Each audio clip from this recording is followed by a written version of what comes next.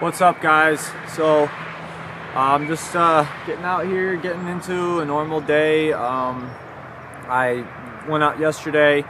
I got called for a couple quotes, and it's that weird time in the season where I don't really have continuous work yet, and so when leads come in, they fall by the wayside because my tradition is to finish the work of the day in town and then go do my quotes.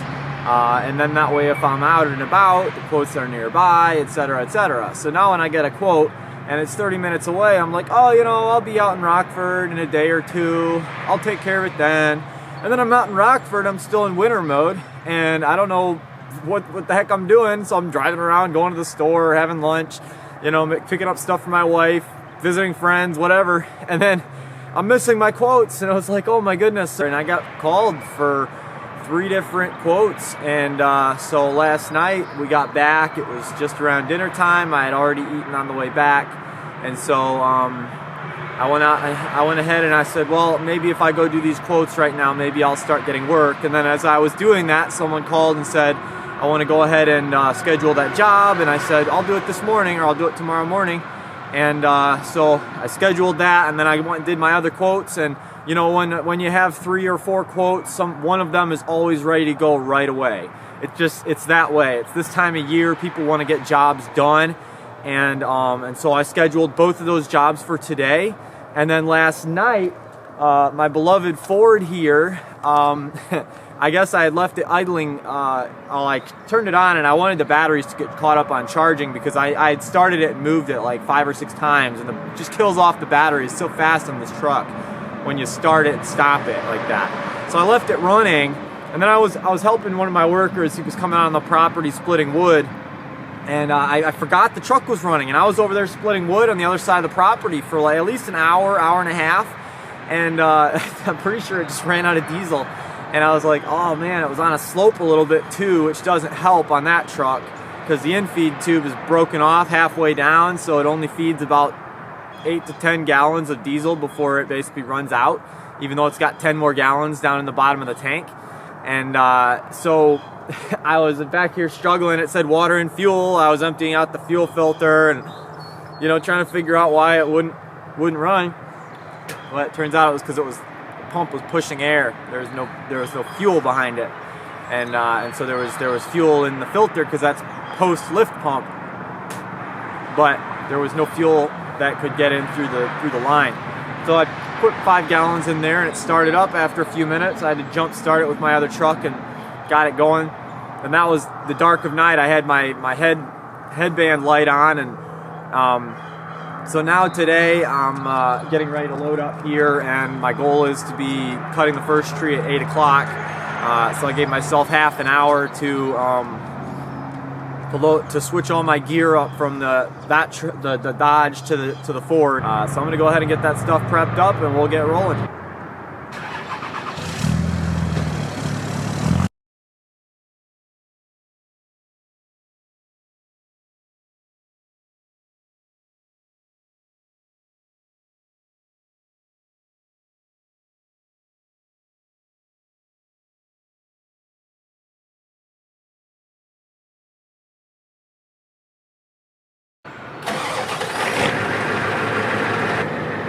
You could see how easy that Ford started because I had it plugged in to the block heater last night, and it's got diesel in it. Who knew? Let's get to the job. All right, guys. Today we're gonna make this tree go away. The guy didn't like it so much, and it doesn't really pose a major problem to the house, but it doesn't look good. And so I'm here by myself, and looks to me like the tree is nearly a foot thick. We'll have a better idea of what that is when I'm wood chipping it. So let's set up the camera and take off some limbs.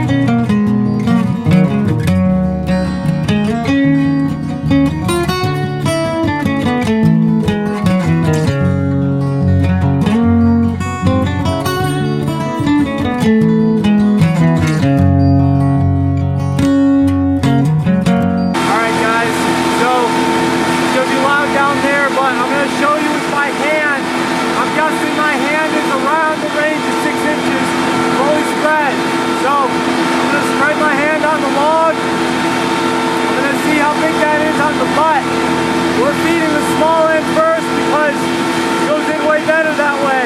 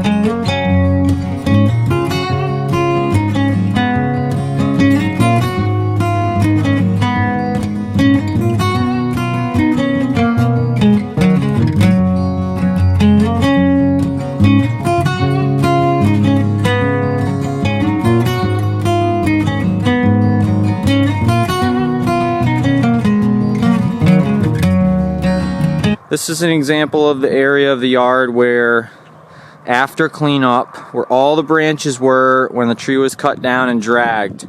This whole area, this is where the chipper was, and then this area, and then all along here was all full of branches and debris. And it all got cleaned up and gets raked up and picked up and blown with a blower. And in the end, the goal is to make it almost look like there was never a tree job done. The only evidence would be the stump. So as you can see, this stump is quite low to the ground.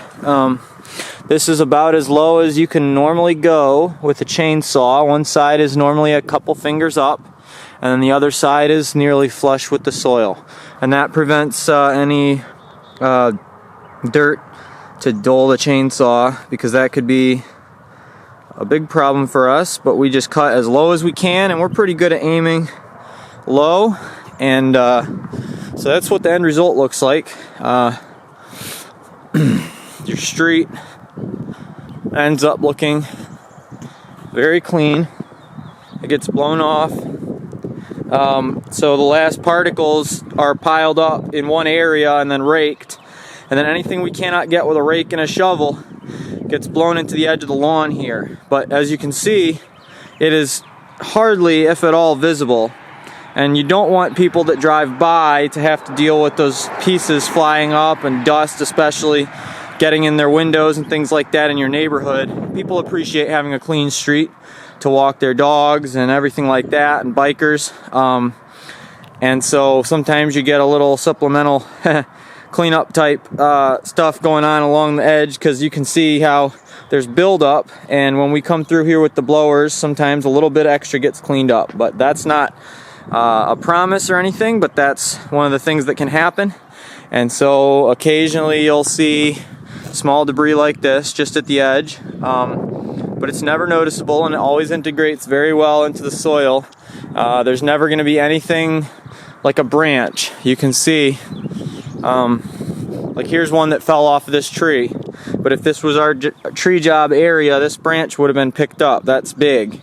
That would have been raked before we even did the blowing, and then once we do the blowing, that would be picked up. That wasn't in our work area.